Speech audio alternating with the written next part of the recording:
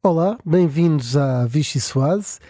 Numa semana em que se continua a falar de conflitos de interesse, nós prometemos ser conflituosos e também interessantes. Isto tudo ao mesmo tempo, claro. Quando os políticos prometeram resolver o problema da habitação, ninguém pensou que tanto iam levar à letra e criar eles próprios tantas imobiliárias. Pelo meio, há até alguns que querem um palácio cor-de-rosa, mas mesmo esses vão-se controlando para ver quem dá menos casas.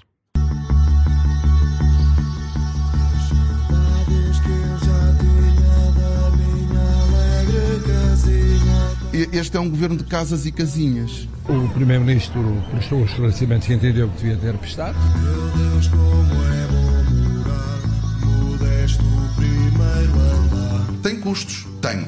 Mas quem vem para a atividade política sabe que existe esse dever acrescido. Isso já me aconteceu uma vez, duas vezes, 100 vezes, 1000 vezes.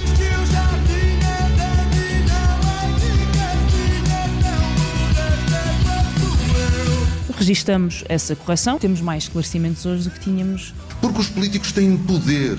Obviamente não temos qualquer razão para duvidar da palavra. Esse papel que desempenha muitas vezes é desagradável e todos sabemos. Ora, estamos a ouvir os telhaços da política. Eu sou o Rui Pedro Antunes, sou editor de política do Observador e potencial herdeiro de um terreno rústico com uma laranjeira, 2 figueiras e 2 limoeiros. E comigo tem o repórter parlamentar Miguel Viterbo Dias e a jornalista da secção de política do Observador, Rita Tavares. Vai começar o 114º podcast mais ouvido do país, segundo a Mark Test, também conhecido por Vichy Soase. Isto é só porque não contam quem nos está a ouvir em FM, com a chuva a cair agora no carro, a caminho de casa, quem sabe. A animar os fins de tarde das pessoas. E não somos todos os dias, imagina se fosse. Se isto fosse diário. Exatamente, mas também ficámos Nem atrás. a Joana Marques nos apanhava. Mas também ficámos atrás de bastantes semanais, mas nós vamos subir, contamos com quem nos está a ouvir para nos ajudar depois nesse ranking, e quem nos está a ouvir depois vai descarregar de novo só para nos dar mais números. E agora começar, Rita Tavares, por ti, propor uma sopa para 5. Não é que... Estás a falar daquele evento do início desta semana em que pronto, parece que o tempo passa e a sopa vai mesmo ter de dar para muitos. Em 26 horas, 5 candidatos presidenciais passaram pelo mesmo evento. Foi dose. Potenciais. Foi dose. Não sei, tu estiveste lá mais tempo do que eu. Não muito eu mais. achei muito significativa a audição a que assisti por 2 razões. Uma, porque era de António Vitorino e ele ter aceitado participar numa conferência destas e ainda ir a uma iniciativa partidária da JS Açores em março, quando no PS já se está a pedir que quem não quer ir às presidenciais de 2026 dê sinais rapidamente, isto tudo pode ser por si só um sinal, não é? Ou então não, e António Vitorino está só divertido a deixar tiradas intervenções que parecem uma coisa que não são. Nesta terça-feira centrou-se no tema para o qual tinha sido convidado e que domina, sendo atualmente o Presidente do Conselho Nacional para as Migrações e Asilo. E portanto falou de imigração, mas também aproveitou esse mesmo tema para um pezinho na crítica aos populistas, e aqui parecia mais uma coisa dirigida à extrema-direita, sobre a forma preguiçosa, demagógica e fácil, e estou a citá-lo, de resolver os problemas culpando os imigrantes. Mas o outro ponto que este painel de terça-feira teve de interessante, e se calhar até o momento mais assinalável deste painel, foi mesmo o que aconteceu quando o António Vitorino já se aproximava do final da sua intervenção e se viu o auditório da Faculdade de Direito da Universidade de Lisboa a encher até não caber mais ninguém sentado. Ficaram muitos universitários de pé nos corredores laterais e lá fora acotovelavam-se para entrar, mas aí já não era por António Vitorino, mas pela audição que seguia, que era de Henrique Gouveia e Melo. Se fosse para irem para o navio Mondego, não se acotovelavam todos. Para se apresentarem no serviço militar obrigatório. Mas foi o outro momento que eu achei até muito assinalável nesse momento a que assisti, não é? Que é de facto, e depois falando até com pessoas e com o Rui Pedro, que tinha estado no dia anterior, sobre o ambiente que se viveu ali na Faculdade de Direito e o interesse que estes painéis estavam a despertar nos universitários, que foi significativo o interesse manifestado pelo painel onde estava Henrique Gouveia Mel. Desculpa lá, Rui, é porque como eu assisti a isto só na ótica do utilizador, achei piada no vosso texto aquele pormenor de tanto Gouveia Mel como António José Seguro tentaram passar pelo teste do café com os estudantes. Pois não é? foi. Certo, Ou seja, até António José Seguro teve essa proatividade. E Marcos Mendes também tinha estado precisamente nesse esses mesmo três foram os mais campeonato. sociáveis. Parece que António José Seguro foi aquele que estava mais à vontade desse ponto de vista. Henrique Gouveia Mel tinha uma vantagem que muita gente veio ter com ele, ou seja, havia uma grande curiosidade, que ele tem uma vantagem muito grande, mesmo não sendo uma figura que aparece os dias na televisão. É que apareceu na televisão muitas vezes num tempo em que toda a gente estava fechada em casa, forçada a ver televisão, entre quatro paredes. E isso deu-lhe uma notoriedade muito grande, porque as audiências nessa altura eram muito superiores com o confinamento, principalmente depois de começar o processo. E há 5 anos muitos destes estudantes estavam, sei lá, no quê?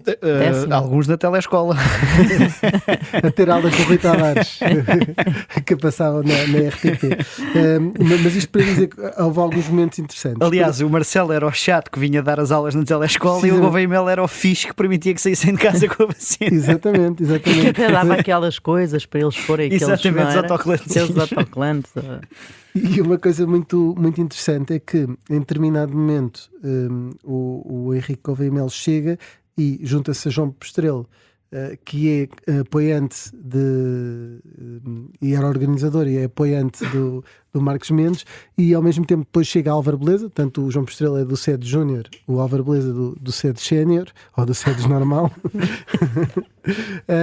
E naturalmente que estão os dois ali, que são apoiantes ou potenciais apoiantes de outros candidatos, porque Álvaro Beleza também será aparentemente um entusiasta de António José Seguro, e foi interessante, depois ainda se juntou a Maria Castelo Branco que ia moderar o debate. E há um outro momento em que há um estudante que está com 2 cervejas na mão e cumprimenta o Almirante e oferece-lhe uma, e o Almirante diz que não. Eu já tinha contado essa história numa vez, isso faço, mas como é tão curta, volto a contar. Uma vez no 10 de junho, lá em cima, Miguel, eu acho que estavas comigo. Sim, em Miranda do Douro. Com o Almirante, em que estavam vários copos, e a certa altura o querem brindar, e o Presidente da República, Marcelo Rebelo de Sousa, vira-se para o Almirante e diz: não quero um copo. E ele disse: não bebo. E o Presidente vira-se para trás para o jornalista e diz assim: não bebe, e nota-se. Portanto, também diz muito aquilo que era o relacionamento do chefe de Estado atual com o potencial e futuro chefe de Estado. Já sobre as cervejas, se o candidato dos liberais, em vez de ser Mariana Leitão, fosse João Coutinho Figueiredo, tinha dado 2 penaltis e tinha ali ganho 2 votos. Certo.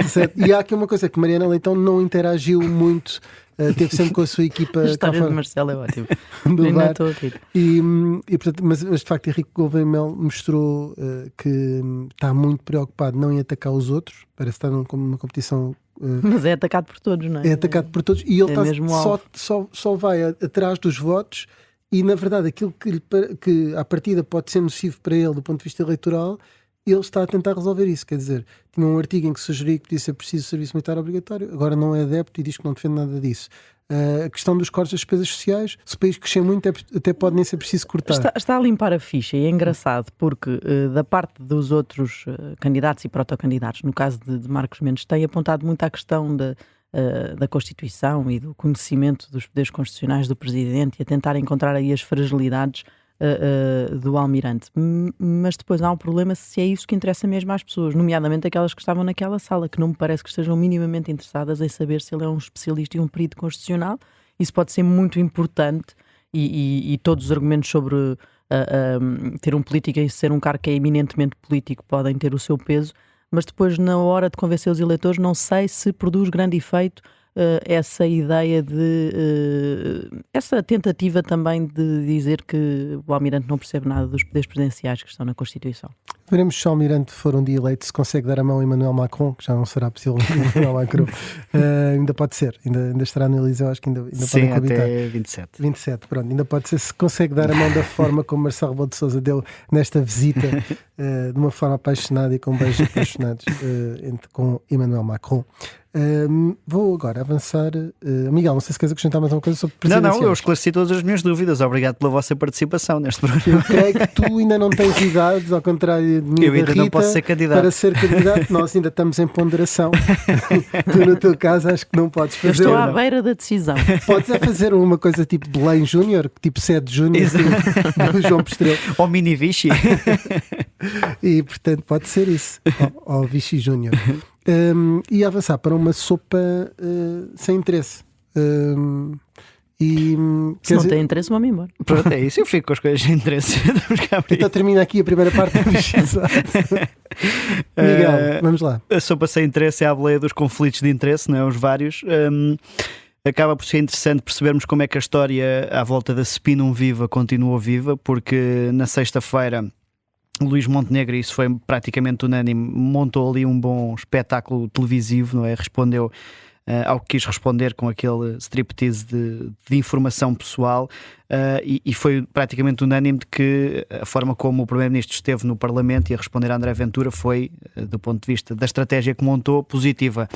Mas depois ficaram as perguntas que interessam ainda dar alguma resposta, não é? E é interessante ver não só o Chega, como é óbvio que ia manter o pé no acelerador, mas o PS e Pedro Nuno Santos têm mantido uma postura também de adulto na sala nesta matéria. Também não, têm sido o adulto na sala nesta matéria, e também não deixam morrer o tema da Spinum Viva e as perguntas que importam. Pelo meio, surgiu esta notícia do Observador de que o Governo aponta para alguns interesses imobiliários e na comunicação social, sobretudo na RTP, e não deixa de ser engraçado esta estratégia total de afastamento de Luís Montenegro e Pedro Passos Coelho. Primeiro foi na campanha com a história dos pensionistas, não é? Queria-se afastar totalmente do legado de Passos Coelho.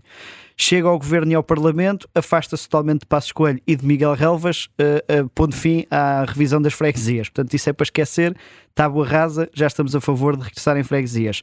E agora já só falta esta, que é também dizerem que o modelo de governação da RTP, que é um grande orgulho desses tempos de Passos Coelho e também do nosso convidado da segunda parte, que também não funciona, que é o Conselho Geral Independente.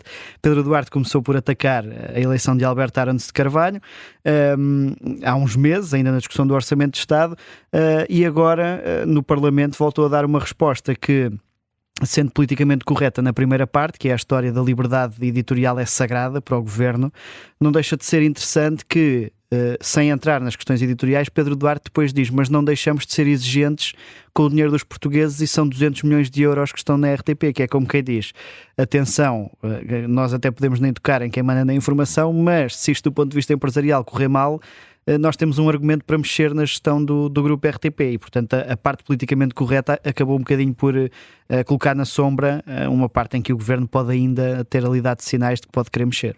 Isto é uma sopa com interesse. Olha, falaste por amor, que interesse não há nenhum. Eu tinha um amigo que dizia isso, quando havia uma grande discrepância em termos ou de idade ou de rendimentos entre, ele dizia sempre: este casamento foi por amor, que interesse não há nenhum. E, portanto, assim foste tu. Mas para dizer que também o ministro Pedro Duarte quis, inclusivamente, a certa altura sugeriu, depois disse que não queria, mas sugeriu acabar com o preço certo, sem nunca dizer as palavras. Os programas de fim de tarde, que custavam muito dinheiro, seria uma perda. Perder, por exemplo, a montra final. E era um tiro na popularidade de qualquer governo que falar metesse o em dedo nisso. tiros e montras faz sempre lembrar Hermano José, não é? O fim do Herman, exatamente. E para ti, Rita, saudoso momento. dá lá a tua sopa que passou um espetáculo.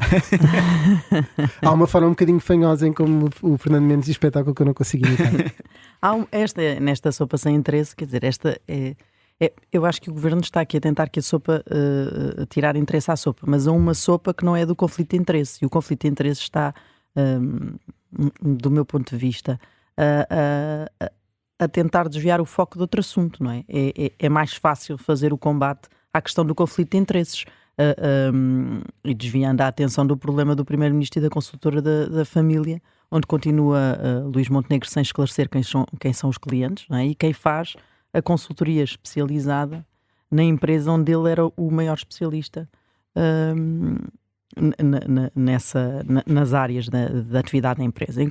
E enquanto se fala de conflito de interesses com a lei dos solos, e se dão exemplos como aquele que foi dado, por exemplo, por António Leitão Amaro no briefing do Conselho de Ministros desta semana, ao dizer que era o mesmo que dizer que um governante que aprova um novo regime de mobilidade fica maculado se tiver um carro elétrico, enquanto estes argumentos vão correndo, ridicularizando-se aqui um bocadinho a história do conflito de interesses entre governantes que têm terrenos e que estão a legislar a lei dos solos, não se fala do resto. Mas mesmo nesta matéria da lei dos solos e do conflito de interesses, nem aí Luís Montenegro está completamente livre, já que tem um problema dentro do governo, são eleituras diferentes entre governantes. Eu já contei 4, não é?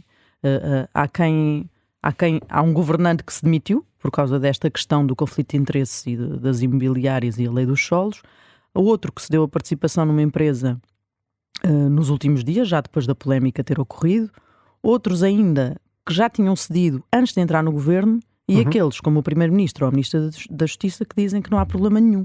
O Primeiro-Ministro já decretou, não é, internamente naquele debate da moção de censura, que essa é a norma que deve ser seguida, que não há problema nenhum, mas parece que isso interessa nada, interessa zero aos membros da sua equipa, porque cada um continua a fazer ou já fez as coisas de outra maneira. Portanto, fica aqui uma revelação de falta de mão dentro da equipa em estabelecer aqui uma linha de ação que seja seguida e que de repente não se ponham todos a fazer coisas diferentes do Primeiro-Ministro, que resulta numa pressão para que o Primeiro-Ministro e outros ministros façam exatamente aquilo que alguns governantes até já entenderam fazer antes de se tornarem governantes. E esta teoria, podemos chamar da conspiração, esta tese da cabala. Pedro Nuno Santos tentou também puxar por isso e acusar, e a dizer que era ridículo o governo achar que estava a ser atacado pela RTP e também por interesses imobiliários. Sim, Pedro Nuno Santos agarrou nesse assunto e colocou-o em cima da mesa por essa via, não é? Pedindo ao governo para vir dizer se achava que havia aqui uma cabala montada contra o governo. Assim, especialistas em cabala também são é o Partido Socialista. Atira a primeira perna, se calhar é melhor termos cuidado aqui nesse arremesso de cabalas de um lado para o outro, porque há quem tenha telhados de vidro em história de mas cabalas. O homem também nessa altura ainda era só da JTS da Aveiro, pai. Não sei, porque mesmo na última questão de António Costa no governo, nem foi um bocadinho antes, acho que até começou na parte de Miguel Alves, quando o secretário de Estado adjunto do Primeiro-Ministro se demitiu na sequência de um caso também judicial. Houve aí um momento em que me lembro de ter escrito um artigo que tinha a ver com isso, no PS haver essa ideia, e havia até um certo travão a que alguém começasse a construir histórias da cabala contra o Ministério Público, mas a ideia está ali sempre efervescente no Partido Socialista. Portanto, não sei, talvez seja uma matéria que não seja muito aconselhável ao PS estar agora também aqui a atacar o governo por estar a montar cabalas e complôs. Porque de facto, bem, que se calhar o PS também sabe que isso não resulta muito, e se calhar está a ser bondoso para Luís Montenegro. Sim, normalmente aquilo que até fica mal do ponto de vista até dos eleitores pode ajudar um bocadinho para arregimentar tropas e para dentro sentirem-se atacados, e porque isso cola muito bem normalmente em quem tem cartão partidário. Portanto, haver a ideia de que o governo está a ser alvo de conspirações é bom para regimentar, para cerrar fileiras e para regimentar as tropas. Nós estamos a chegar ao fim. Permitam-me aqui, isto era melhor com os nossos comentadores da bola, mas vou aqui antecipar uma substituição ao intervalo. Miguel Vítor Dias vai sair e vai entrar Mariana Lima Cunha para fazer entrevista a Miguel Paiares Maduro, também é um sportinguista assumido. Também ele, não sei quem é o outro, nós aqui somos todos imparciais. Termina assim a primeira parte da Vichy Soase. Regressamos já a seguir de certeza, com a segunda parte, que o convidado é o antigo ministro adjunto Miguel Paiares Maduro.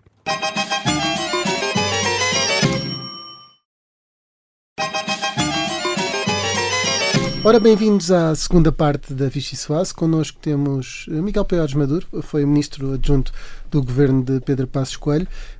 Irá coordenar também os Estados Gerais de Luís Marques Mendes, que é candidato presidencial. Mais recentemente saiu esta notícia.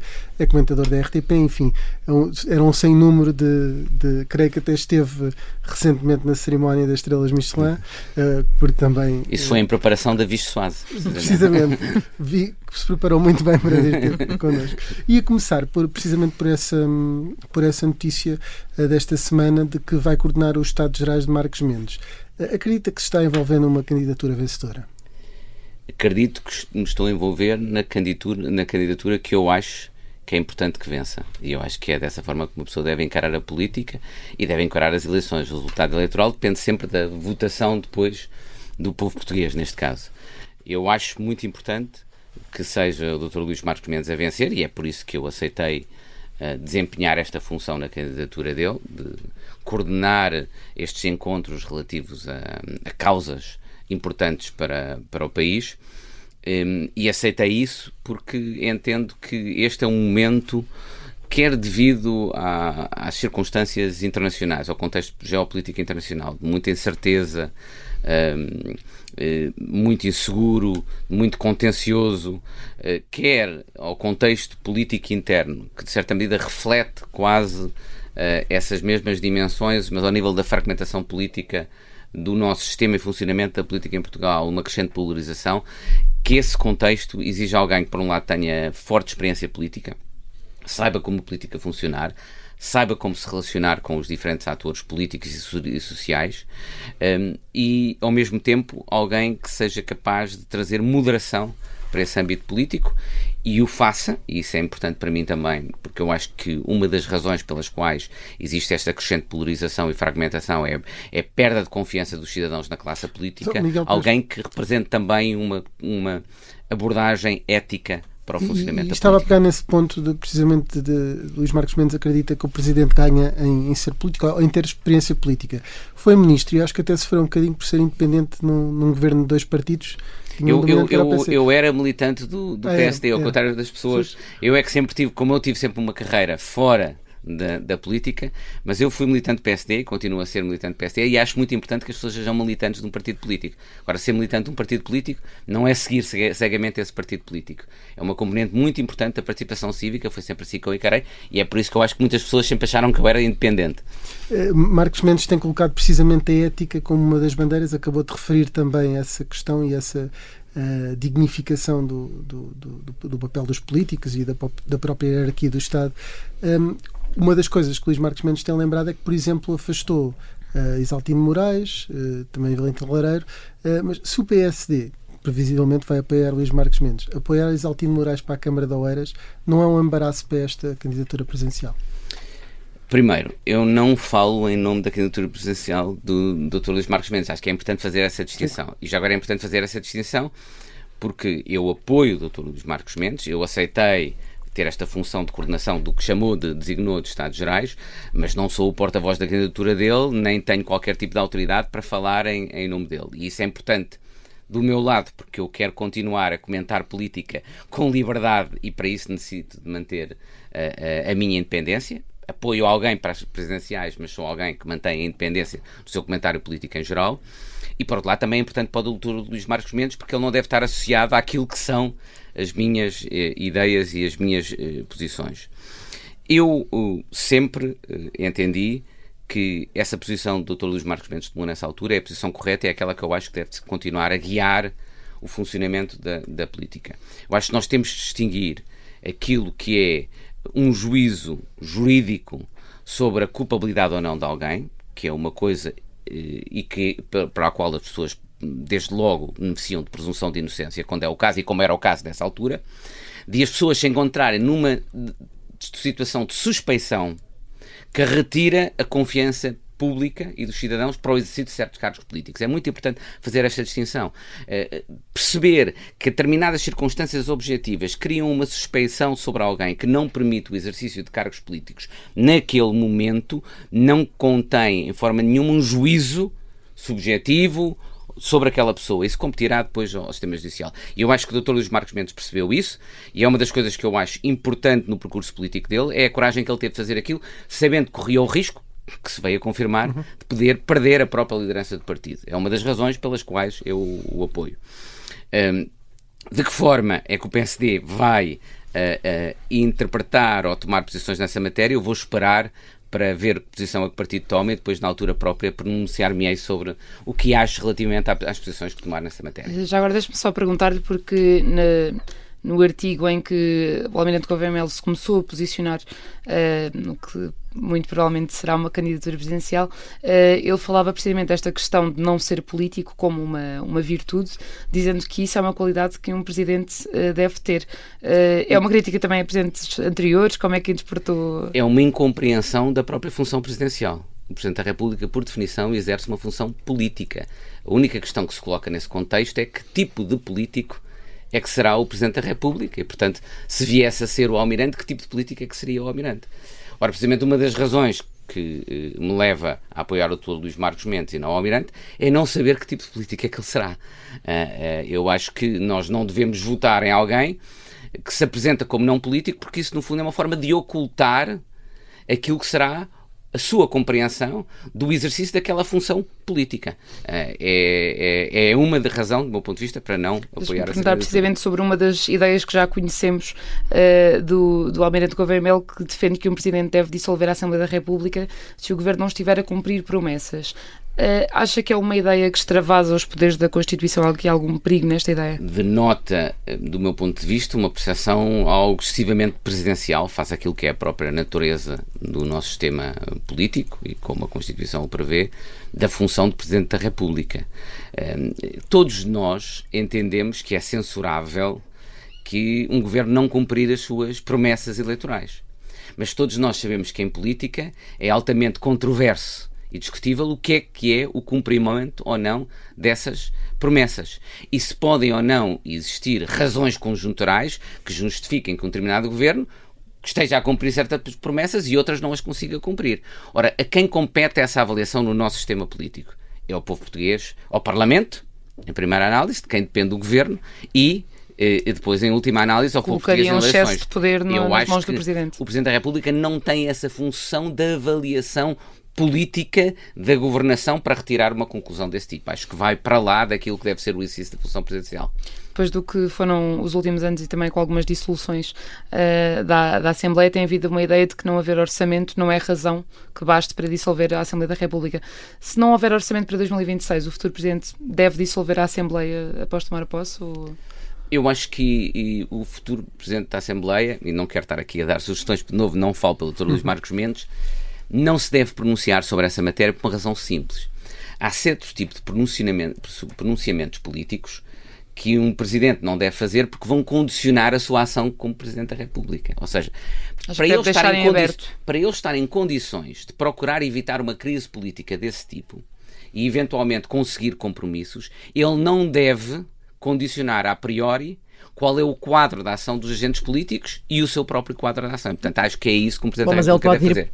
O próximo Presidente da República pode estar em campanha com este problema a acontecer efetivamente, não é? Pode estar um orçamento chumbado na Assembleia da República e não é uma questão de clareza um candidato dizer ao que vai. E eu acho que depende das circunstâncias concretas nesse momento. Depende daquilo que tiverem dito os partidos políticos, porque pode haver margem para o Presidente da República poder optar entre diferentes alternativas, ter ainda margem para conseguir evitar uma crise política. E eu acho que quem quer que venha a ser candidato, ou quem quer que venha a ser Presidente da República, deve tentar preservar essa margem. Deixa-me passar aqui para os casos das últimas semanas. O Primeiro-Ministro, do seu ponto de vista, deu todos os esclarecimentos que devia ter dado sobre a consultora Spinum Viva, ou devia ter ido mais longe, por exemplo, naquilo que a oposição tem pedido, que é a divulgação dos clientes, quem é que foi subcontratado pela consultora? Eu acho que se têm misturado dimensões muito diferentes. Algumas delas, do meu ponto de vista, não suscitam qualquer tipo de preocupação. Outras, que do meu ponto de vista, exigiriam uma forma diferente de abordar estes problemas no quadro do funcionamento do nosso sistema político, explico.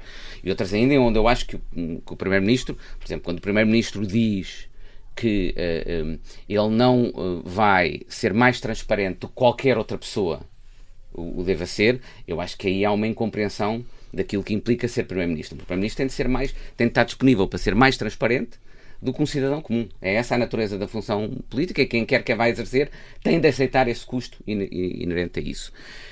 Relativamente à circunstância das pessoas terem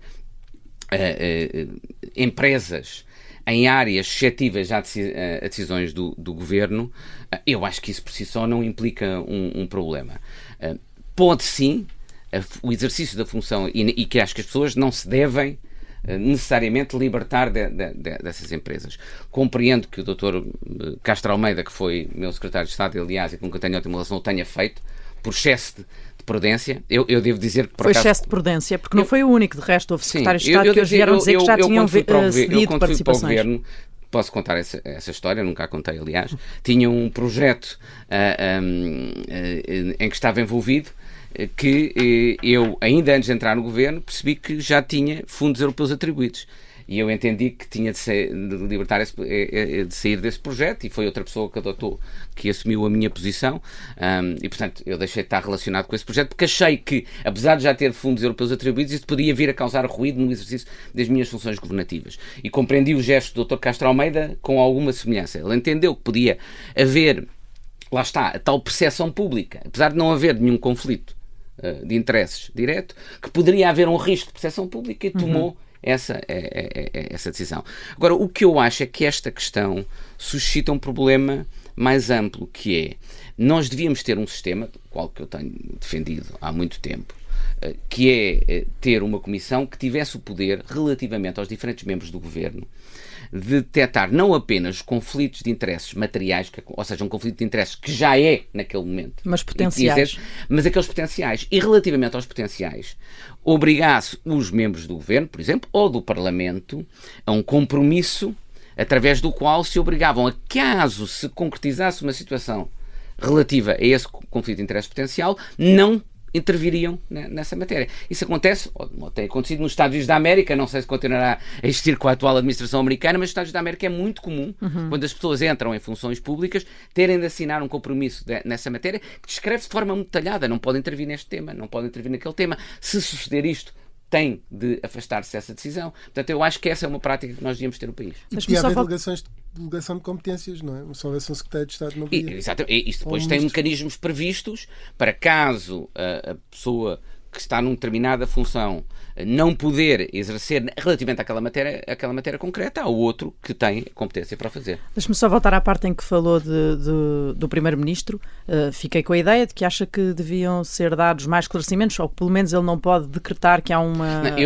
Eu acho, por exemplo, que ele não tem limite. Eu acho que ele não tem a obrigação de ser muito transparente. Acho que não vi até agora nada de ilegal ou nada disso do ponto de vista do Primeiro-Ministro. Acho que o Primeiro-Ministro não tem a obrigação de declarar quem eram os seus clientes passados, até por proteção e salvaguarda dos próprios clientes, têm direito a essa confidencialidade. Há um único aspecto, que aliás, por exemplo, outra pessoa do partido, como Miguel Morgado, já falou sobre isso, que eu acho que o Primeiro-Ministro devia explicar melhor, é a discrepância entre aquilo que são os recursos humanos da empresa e a área de atuação da empresa, e onde a empresa recebe uma parte dos seus recursos financeiros. Essa é uma questão legítima que tem sido colocada, e que o Primeiro-Ministro ia procurar explicar essa discrepância, porque do ponto de vista político ela tem relevante, e lá está, é tal transparência que alguém que tem funções públicas está obrigado. Na questão da lei dos solos, de que também falou aqui, que é outra questão, à parte da consultora da família do Primeiro-Ministro, queria só tentar perceber uma coisa. Há bocado disse que Castro Almeida teve aqui um excesso de zelo. Verdade é que ele desfez da empresa imobiliária. Eu não disse que ele teve um excesso de zelo, que ele foi prudente. Eu teria tomado a mesma decisão dele. Eu dei o exemplo que tive igualmente esse zelo. Não foi um excesso. Mas eu queria fazer outra pergunta relativamente a essa decisão. E, portanto, compreendo os membros do governo que não o façam. Queria-lhe fazer outra pergunta relativamente a essa decisão. Se compreende que haja outros membros do governo que não o façam, e há outros que, por outro lado, já tenham feito isso antes mesmo de tomarem posse, isto não há aqui uma falta de clareza sobre aquilo que deve ser o método? E se isto não cria uma pressão adicional sobre quem não o fez, como, por exemplo, o Primeiro-Ministro ou o Ministro da Justiça? Por isso mesmo é que há muito que eu defendo que estas matérias deviam ser matérias sujeitas à regulação. E devia estar previstos mecanismos que, quando alguém entra em funções, não apenas identificassem claramente qual é o património das pessoas, mas os potenciais riscos de conflitos de interesse que resultam do património detido pelos membros do governo, e como ou resolver esses conflitos de interesse se eles já se materializaram, ou prevenir no futuro esses conflitos de interesse. Eu acho que nós devíamos ter isso previsto, claro. Miguel Pérez Maduro, o núcleo duro do governo desconfia que a RTP tem sido particularmente dura e e que até intensificou o escrutínio ao governo por o executivo querer cortar 7 milhões de euros à RTP.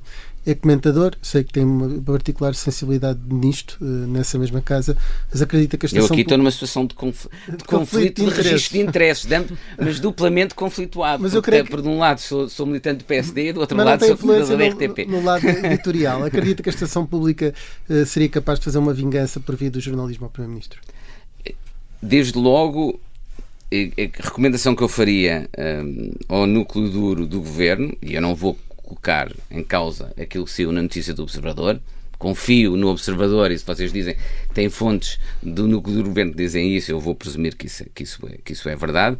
Aquilo que eu diria, com a minha experiência governativa em um período ainda mais difícil, é que não acho que a forma de lidar com casos e potenciais problemas do governo seja começar a tentar passar uma mensagem que há uma espécie de complô mediático contra o governo. Aliás, porque pelo que eu vi da vossa notícia, não falam apenas da RTP, mas depois também falam de que os canais privados, por outro lado, estavam à espera de dinheiro. Mais incentivos. Não acho que seja a boa forma politicamente de lidar isso. Isso não quer dizer que os jornalistas tenham sempre razão, incluindo, eu acho que no tratamento que a RTP e os outros órgãos de comunicação social têm feito, há aspectos em que são próprios, naturais ao escrutínio que os jornalistas devem fazê-lo, até já falei aqui de alguns deles. Há outros que, do meu ponto de vista, não tinham interesse jornalístico. Acho que é uma forma que a classe política tem para lidar com isso, que é abertamente, com transparência. Se crê que há alguma notícia que viola as obrigações deontológicas dos jornalistas, pode fazer uma queixa ou para a ERC ou para a Comissão da Carteira dos jornalistas, não deve, do meu ponto de vista, a transmitir uma mensagem de que há complôs de um lado ou do outro. Não me parece nem que o deva fazer, do meu ponto de vista, portanto, nem do ponto de vista do dever ser, isso deve acontecer, é mau, nem que seja útil do ponto de vista político, de estratégia política. Sendo que também, além das fontes que eram citadas, também havia um caso concreto que também teria criado alguma desconforto no governo, tinha a ver com a escolha de Arões de Carvalho, e isso foi criticado até abertamente, ou seja, já há toda ali uma afronta. Aí pode relacionar, pode-se relacionar comigo, porque fui eu que não elegi para presidente o Dr. Arões de Carvalho, mas sou responsável pelo atual modelo de governo e pela criação de um Conselho Geral Independente. Eu recordaria a essas pessoas do PSD que até há pouco tempo o presidente, e durante o governo socialista, o presidente era a Dr. Leonor Beleza, atual vice-presidente do PSD. Portanto, o governo socialista teria um igual direito a desconforto. Mas diria sobretudo outra coisa, do ponto de vista do próprio modelo de governo da RTP. Eu acho que isso identifica um problema que aconteceu a partir do momento em que, na minha opinião, se interpretou as próprias normas da lei relativas à composição do Conselho Geral Independente de uma maneira que, do meu ponto de vista, não é a mais correta. Quando a lei, tal como está construída, diz que os membros do Conselho Geral Independente têm de ser independentes, incluindo politicamente independentes. Eu interpretei isso como devendo implicar a escolha de pessoas, e elas não são escolhidas. Uma das formas de garantir a independência do Conselho Geral Independente é que o Governo escolhe apenas parcialmente algumas das pessoas. Portanto, lá está. Tem vários mecanismos de controle para garantir. Não é apenas o Presidente, né? Há vários membros e eles são escolhidos de forma diferente para garantir maior diversidade e a sua independência. Mas nas próprias escolhas do Governo, a lei impõe que os próprios sindicatos, quem quer que seja pelo Conselho de Opinião, seja cooptado, seja pelo Governo, têm de ser pessoas politicamente independentes. Eu interpretei isso como devendo escolher, e foi o que indiquei na altura, que eles competiam ao Governo, pessoas que não pudessem ser interpretadas como tendo uma relação forte com os partidos políticos. O Governo Socialista, que veio a seguir, fez escolhas, incluindo o Dr. Arões de Carvalho, com um perfil diferente. A ERC, a lei tem essa salvaguarda inicial. A ERC deveria controlar precisamente o cumprimento desses requisitos. A ERC, na altura, e esse é um dos problemas que se devia discutir em Portugal, como é que funciona a ERC, não conseguiu sequer tomar uma decisão. E, portanto, eu acho que isso foi um passo, do meu ponto de vista, que veio ajudar a contribuir a esse ruído. Eu não teria feito isso. Acho que, por outro lado, o Conselho de Opinião, por sua vez, quando nomeou a doutora Leonor Beleza, foi precisamente para compensar por isso, e portanto houve ali uma compensação para garantir que a leitura do Conselho Geral no seu todo não era política. E eu acho que no seu todo o Conselho Geral Independente continua a garantir essa independência e essa neutralidade face aos políticos. Aqui voltar a este governo para lhe perguntar, aliás, entrou no governo Pedro Passos Coelho na sequência de uma remodelação. Este governo ganharia com uma remodelação em meio do mandato, como aconteceu no seu? Eu acho que isso é função do Primeiro-Ministro apurar. É o Primeiro-Ministro que, desde logo, está em condições de saber se determinadas políticas públicas estão a atingir os objetivos que ele pretende ou não, e se não estão, de quem é que é a responsabilidade. Se é do Ministro Setorial ou se é até de outras políticas públicas do que tem visto, que podem estar... alguma necessidade de isso acontecer, até em áreas que têm, enfim, que têm mais problemas de saúde, por exemplo? Acho que do ponto de vista da saúde ainda é cedo para eu conseguir fazer um juízo definitivo. Acho, e avisei logo isso na altura, que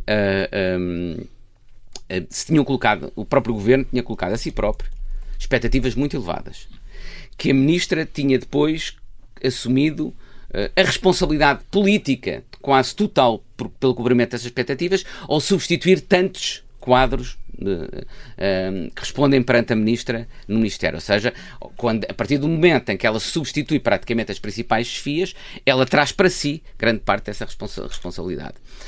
E, portanto, isso faz com que, do meu ponto de vista, dentro de pouco tempo, nós possamos e devamos começar a comparar os resultados face àquilo que eram os resultados prometidos, e se eles continuarem abaixo das expectativas, eu penso que o Governo e a Ministra traem um problema.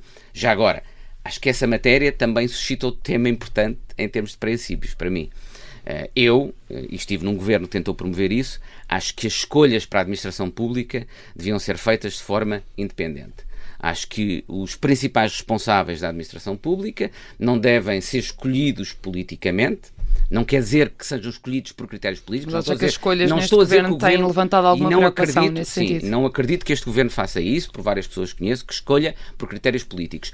Mas a simples forma de serem escolhidos politicamente, por designação política, contamina, desde logo, a percepção e a autoridade dessas pessoas. Eu sou defensor de um sistema CRESAP reforçado. Pelo contrário, é aquilo que eu sempre tenho defendido e gostava que assim acontecesse, e esse é um dos aspectos em que acho que infelizmente ainda não se deram passos positivos. Nesse sentido. Só uma última pergunta para perguntar brevemente que avaliação é que tem feito do mandato de António Costa como Presidente do Conselho Europeu?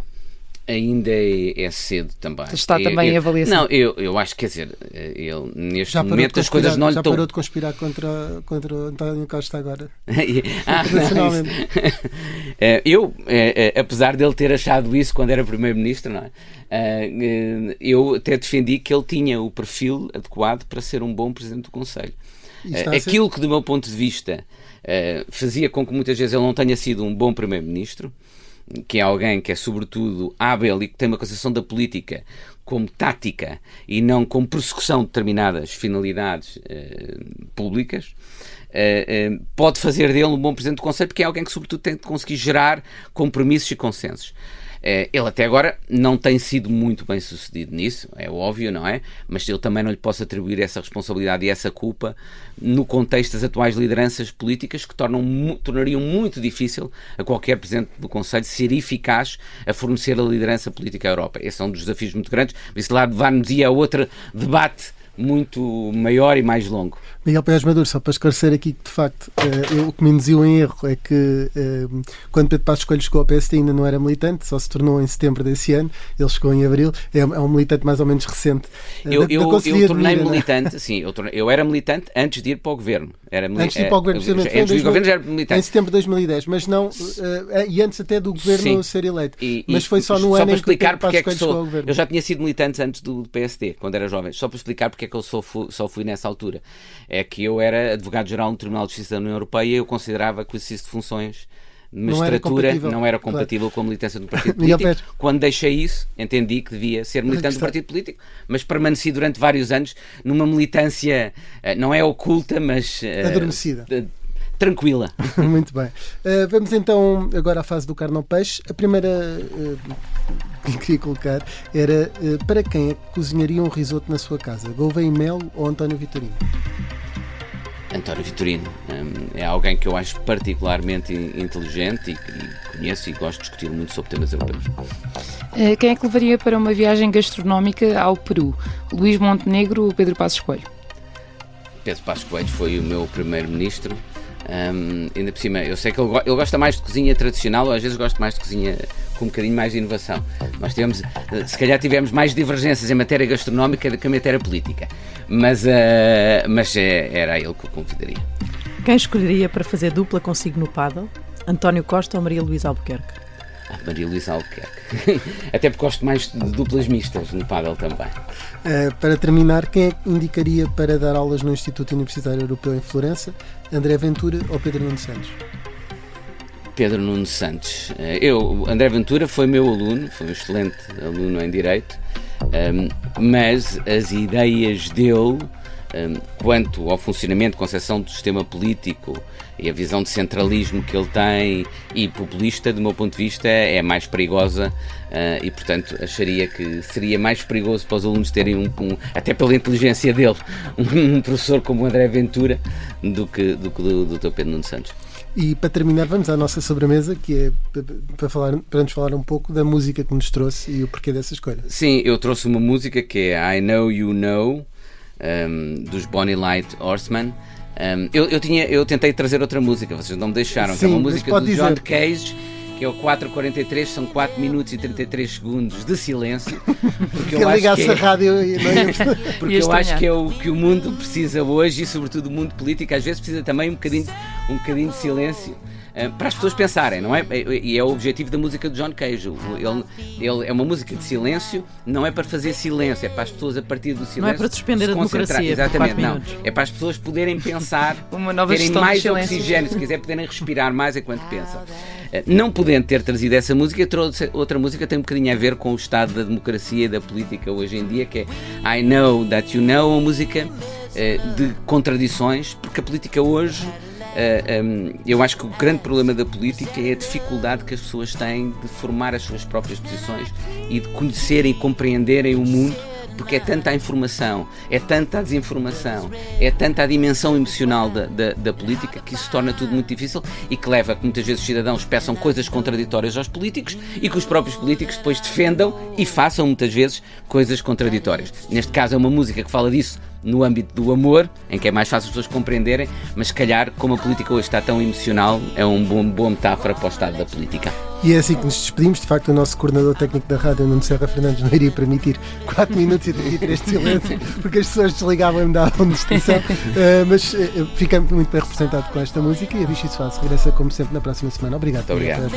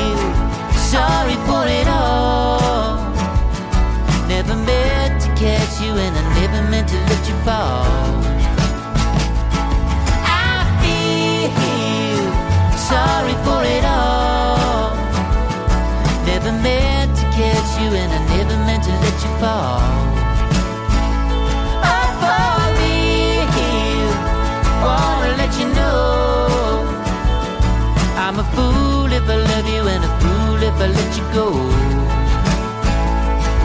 I'm a fool if I love you and a fool if I let you go.